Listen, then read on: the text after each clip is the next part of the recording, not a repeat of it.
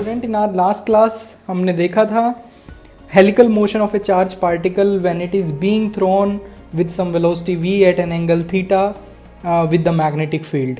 हमने रेडियस निकाला था, उस केस में हेलिक्स का जो रेडियस होगा, पिच निकाली थी स्टूडेंट हमने, दो कॉन्जिक्यूटिव रिंग के बीच का डिस्टेंस।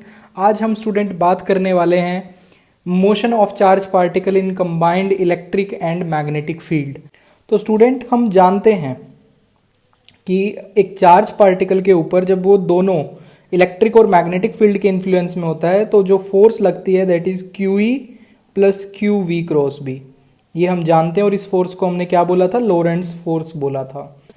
अब स्टूडेंट्स मैं इस इलेक्ट्रिक फील्ड और मैग्नेटिक फील्ड की जो वैल्यू है वो कुछ इस तरीके से एडजस्ट कर सकता हूँ कि उस चार्ज पार्टिकल के ऊपर फोर्स कितनी लगे? जीरो लगे। उसके ऊपर फोर्स कितनी लगे? जीरो लगे। I can adjust the value of electric and magnetic field such that the magnitude of these two forces are equal and opposite. ऐसी हम इनकी वैल्यू चूज कर सकते हैं जिससे इन दोनों फोर्सेस की that is F E and F be become equal and opposite in magnitude. ये दोनों इक्वल और अपोजिट हो जाएं जिससे हमारी जो नेट फोर्स है स्टूडेंट वो कितनी हो जाए? Zero, such that F becomes zero. Net force हमारी कितनी आ जाए? जीरो। और ऐसा करने पे अगर हमारी नेट फोर्स जीरो हो गई student, then particle will go undeviated through these fields. तो स्टूडेंट पार्टिकल क्या जाएगा? पार्टिकल गो अनडेविएटेड बिना मुड़े हुए, undeviated through these crossed fields. Through these crossed field का मतलब है स्टूडेंट मैग्नेटिक और electric field perpendicular to each other. So through these fields, okay, इनसे अनडेविएटेड वो चला जाएगा। और ये कंडीशन भी मैं देख सकता हूं स्टूडेंट, देखिए एफ ई किसके बराबर है? क्यू ई के बराबर है, और ये है क्यू वी बी के बराबर। अगर वेलोसिटी और मैग्नेटिक फील्ड परपेंडिकुलर है एक दूसरे के, ये वेलोसिटी और मैग्नेटिक फील्ड परपेंडिकुलर है एक दूसरे के, तो मैं वी बी साइन थीटा को वी बी साइन 90 या फिर वी बी लिख सकता हूं सिंपली। तो क्यू से क्यू कैंसिल हो गया, वेलोसिटी कितनी आ गई स्टूडेंट? ई बाय बी के बराबर। And this is the basic principle of a velocity selector. Velocity selector क्या होता है student? Which selects certain charge particles out of a large number of charge particles. जो बहुत सारे चार्ज पार्टिकल में कुछ चार्ज पार्टिकल्स को सिलेक्ट कर लेता है जिनकी वेलोसिटी इस कंडीशन को सेटिस्फाई करती है। देखिए मैं आपको बता देता हूं एक वेलोसिटी सिलेक्टर का प्रिंसिपल क्या होता है। देखिए ये देखिए स्टूडेंट, ये कार्टेशियन मैंने कोऑर्डिनेट बना दिए। सपोज ये एक्स एक्सिस है, ये जेड एक्सिस है और ये वाई एक्सिस है। सपोज इस डायरेक्शन में इलेक्ट्रिक फील्ड है और यहाँ पे स्टूडेंट इस डायरेक्शन में मैग्नेटिक फील्ड है। मैंने अज्यूम कर लिया ये कि इस डायरेक्शन में इलेक्ट्रिक फील्ड है और इस डायरेक्शन में मैग्नेटिक फील्ड है। और एक जो चार्ज पार्टिकल है स्टूडेंट्स, हमारे पास एक चार्ज पार्टिकल है जो यहाँ से एक्स डायरेक्शन में मूव कर रहे हैं। ठीक है स्टूडेंट, कुछ चार्ज पार्टिकल हैं, एक नहीं है बहुत सारे हैं, सपोज कर लो कुछ सारे चार्ज पार्टिकल आ रहे हैं हमारे जो कि एक्स डायरेक्शन में मूव कर रहे हैं। तो ये चार्ज पार्टिकल अगर एक्स डायरेक्शन में मूव कर रहे हैं स्टूडेंट, इनके ऊपर क्या लगेगी? फोर्स लगेगी। इनके ऊपर क्या लगेगी? फोर्स लगेगी। वो फोर्स किसके बराबर होगी? F is equal to Q E plus Q V cross B. ठीक है, ये इलेक्ट्रिक फील्ड इस चार्ज पार्टिकल को ऊपर लेके जाने की कोशिश करेगी, है ना। ये चार्ज पार्टिकल को क्या करेगी? ऊपर लेके जाने की कोशिश करेगी। लेकिन ये जो मैग्नेटिक फील्ड है स्टूडेंट, ये कहाँ फोर्स लगाएगा इसके ऊपर? देखिए आप राइट हैंड थंब रूल का यूज करिए। राइट हैंड थंब रूल का अगर आप यूज करेंगे तो ये है इस चार्ज पार्टिकल की वेलोसिटी और ये है मैग्नेटिक फील्ड। सो वी से बी की तरफ अगर आप कर्ल करेंगे, वी से बी की तरफ अगर आप कर्ल करेंगे राइट हैंड थंब रूल से, आप देख सकते हैं कि जो फोर्स लगेगी स्टूडेंट मैग्नेटिक फोर्स वो नीचे की तरफ होगी और इलेक्ट्रिक फोर्स जो है वो ऊपर की तरफ है। ठीक है स्टूडेंट्स, इलेक्ट्रिक फोर्स इधर लग रही है, मैग्नेटिक फोर्स नीचे लग रही है। दोनों इक्वल एंड अपोजिट हो सकते हैं, दोनों के दोनों इक्वल एंड अपोजिट हो सकते हैं। और स्टूडेंट जब ये इक्वल एंड अपोजिट होंगे, तो वो चार्ज पार्टिकल स्टूडेंट्स अनडेविएटेड चला जाएगा, सीधा चला जाएगा उससे। कैसे चला जाएगा?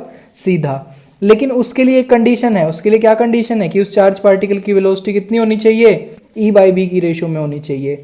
जिन चार्ज पार्टिकल की वेलोसिटी इस कंडीशन को सेटिस्फाई करेगी स्टूडेंट्स, वो अनडेविएटेड चले जाएंगे और वो हमें इस तरफ मिल जाएंगे। लेकिन जो चार्ज पार्टिकल जिनकी वेलोसिटी इससे कम या ज्यादा है, वो स्टूडेंट उनके ऊपर या तो इलेक्ट्रिक फोर्स ज्यादा हो जाएगा मैग्नेटिक से, या मैग्नेटिक फोर्स ज्यादा हो जाएगा इलेक्ट्रिक से, तो वो बैंड हो जाएंगे। ठीक है, तो एक इलेक्ट्रिक गन की तरह समझ लो इसको। मैं मान लेता हूं कि मैं इसको एक बॉक्स में रख देता हूं, इसमें छोटी सी ओपनिंग है, तो इस ओपनिंग से केवल कुछ पार्टिकल बाहर आ पाएंगे जिनकी वेलोसिटी इस कंडीशन को सेटिस्फाई करेगी। तो यही काम है स्टूडेंट, यही प्रिंसिपल है वेलोसिटी सिलेक्टर का। एक वेलोसिटी सिलेक्टर कुछ पार्टिकल्स को सिलेक्ट करता है जिनकी वेलोसिटी इस कंडीशन को सेटिस्फाई करती है, और उसके ऊपर नेट जो है स्टूडेंट फोर्स वो जीरो हो जाता है, इलेक्ट्रिक फोर्स और मैग्नेटिक फोर्स बैलेंस कर जाते हैं और वो पार्टिकल स्ट्रेट आ जाता है। तो ये आपको समझ में आना चाहिए, ठीक है स्टूडेंट। नेक्स्ट जो है इसके ऊपर जो नेक्स्ट एप्लीकेशन है इनकी क्रॉस इलेक्ट्रिक और मैग्नेटिक फील्ड की, वो है स्टूडेंट साइक्लोट्रॉन। साइक्लोट्रॉन जो है वो काफ़ी इंपॉर्टेंट है स्टूडेंट। साइक्लोट्रॉन वैसे भी बहुत इंपॉर्टेंट है आपके एग्जाम पॉइंट ऑफ व्यू से।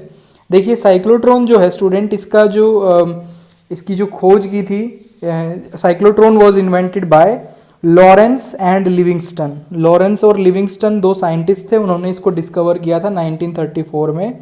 साइक्लोट्रॉन क्या होता है स्टूडेंट? ये एक मशीन होती है जिससे हम चार्ज पार्टिकल और आयंस को एक्सेलरेट करा सकते हैं। We can accelerate charge particle and ion to very much high speed and make them move with high kinetic energies. हम उनको स्टूडेंट ज़्यादा स्पीड पे मूव करा सकते हैं, हम उनको एक्सेलरेट करा सकते हैं using this cyclotron. Cyclotron is a machine which is used to accelerate charge particle to high speed. Okay, इसका प्रिंसिपल क्या है student? What is the principle of this cyclotron? इसका प्रिंसिपल है student, cyclotron is based on the principle that revolution of charge particle in magnetic field is independent of its speed। Student हमने देखा था जो revolution होता है charge particle का, जो रेवोल्यूशन होता है उसका जो टाइम पीरियड होता है वो कितना होता है 2πm/qb which is independent of velocity और स्पीड। सो स्टूडेंट यही इसका प्रिंसिपल होता है। So cyclotron is based on the principle that charge particle in a magnetic field moves independently of its speed। Speed के इंडिपेंडेंट उसका motion होता है student, and it can be accelerated to high speeds. It can be accelerated to high speeds by passing it again and again through the region of electric and magnetic field. हम उसको बार बार accelerate करा सकते हैं student, क्योंकि उसकी velocity अगर बढ़ भी गई, उसकी वेलोसिटी चेंज भी हो गई, तो भी स्टूडेंट टाइम पीरियड पे कोई फर्क नहीं पड़ेगा, उसका टाइम पीरियड सेम रहता है। आइए इसको देखते हैं। ये एक डायग्राम है साइक्लोट्रॉन का आपकी सामने। ये स्टूडेंट ये जो है ये डी की फॉर्म में होता है। A cyclotron is in the form of two disc like metal containers. ये दो मेटल कंटेनर हैं, एक ये मेटल कंटेनर है और एक ये मेटल कंटेनर है। ये डिस्क की फॉर्म में है, अंदर ये खाली होता है, ये होलो स्पेस है, ये खाली जगह है इसके अंदर, ठीक है। और यहाँ पे स्टूडेंट इनके जो एंड्स हैं ये जो डी के पार्ट हैं, इनको हमने कनेक्ट कर रखा है एक ऑल्टरनेटिंग वोल्टेज सप्लाई से। एक वोल्टेज सप्लाई से इसको कनेक्ट कर रखा है, एक एक्सटर्नल वोल्टेज है। इस डी को हमने किसके परपेंडिकुलर रखा हुआ है? इस मैग्नेटिक फील्ड के। ये नॉर्थ पोल है, ये साउथ पोल है। So this D is placed in a magnetic field. ये मैग्नेटिक फील्ड इस तरीके से स्टूडेंट, और ये इलेक्ट्रिक फील्ड है। Electric field and magnetic field are perpendicular to each other. Magnetic field ऐसे है स्टूडेंट और इलेक्ट्रिक फील्ड ऐसे होगी, both are perpendicular to each other. ये आपको समझ आना चाहिए कि इसका जो प्लेन है स्टूडेंट, इस डिस्क का प्लेन जो है वो मैग्नेटिक फील्ड के परपेंडिकुलर है। Fine. So student this whole assembly is kept in between the two pieces of a strong magnet।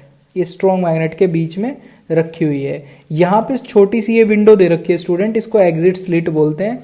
एक चार्ज पार्टिकल को आप एक्सेलरेट कराते हो और यहाँ से बाहर निकाल लेते हो, ठीक है। जब उसकी स्पीड काफ़ी बढ़ जाती है, रिक्वायर्ड स्पीड के बराबर हो जाती है, तो उसको आप यहाँ से बाहर निकाल सकते हो। इसकी जो वर्किंग है स्टूडेंट, आइए वो देखते हैं। आप इन डिस्क को स्टूडेंट क्या सप्लाई कर रहे हो? ऑल्टरनेटिंग वोल्टेज सप्लाई कर रहे हो। ऑल्टरनेटिंग वोल्टेज का मतलब होता है एक बार ये पॉजिटिव होगी, ये नेगेटिव होगी, थोड़ी देर बाद फिर ये बदल जाएगी, ये नेगेटिव हो जाएगी, ये पॉजिटिव हो जाएगी, तो इनकी पोलैरिटीज चेंज होती रहेंगी। ऑल्टरनेटिंग वोल्टेज का ये मतलब होता है। तो स्टूडेंट मान लेते हैं शुरुआत में ये वाली जो डिस्क है स्टूडेंट, इसको मैंने नेगेटिवली चार्ज कर लिया, और ये वाली जो डिस्क थी ये पॉजिटिव चार्ज हो गई, और ये जो चार्ज पार्टिकल है ये पॉजिटिवली चार्ज है। तो स्टूडेंट ये जो पॉजिटिवली चार्ज पार्टिकल है ये इस नेगेटिवली चार्ज डिस्क से अट्रैक्ट हो जाएगा, या फिर आप कह सकते हो पॉजिटिव प्लेट इसको धकेल देगी, पुश कर देगी इस तरफ। तो ये चार्ज पार्टिकल अपनी जगह से इधर की तरफ एक्सेलरेट होगा, इसके ऊपर क्या आ जाएगी, इसके पास एक वेलोसिटी आ जाएगी। लेकिन स्टूडेंट मुझे पता है कि एक चार्ज पार्टिकल के पास अगर वेलोसिटी है और वो मैग्नेटिक फील्ड में रखा हुआ है तो उसके ऊपर एक फोर्स लगती है। तो स्टूडेंट ये वेलोसिटी है चार्ज पार्टिकल की इस तरफ और मैग्नेटिक फील्ड ऐसे है। तो अगर आप राइट हैंड थंब रूल का यूज करते हैं स्टूडेंट, तो V क्रॉस बी से आप देख सकते हैं कि उस चार्ज पार्टिकल के ऊपर स्टूडेंट एक फोर्स लगेगी और उस फोर्स की वजह से ये चार्ज पार्टिकल मुड़ जाएगा। ठीक है स्टूडेंट्स, ये चार्ज पार्टिकल क्या हो जाएगा, मुड़ जाएगा, इसके ऊपर एक फोर्स लगेगी डाउनवर्ड डायरेक्शन में और ये सर्कुलर पाथ में घूम जाएगा। जब ये घूम जाएगा स्टूडेंट तो इस डिस्क से बाहर निकलेगा। ये हम अब क्या करते हैं स्टूडेंट, ये जो आपने बाहर से जो ये वोल्टेज का सोर्स लगा रखा है, आपने इसको इस तरीके से सिंक कर रखा है, बिल्कुल इसके साथ सिंक कर रखी है इसकी टाइमिंग, कि जब ये चार्ज पार्टिकल घूम के बाहर निकलेगा उसी दौरान आप इसकी पोलैरिटी जो है रिवर्स कर दोगे।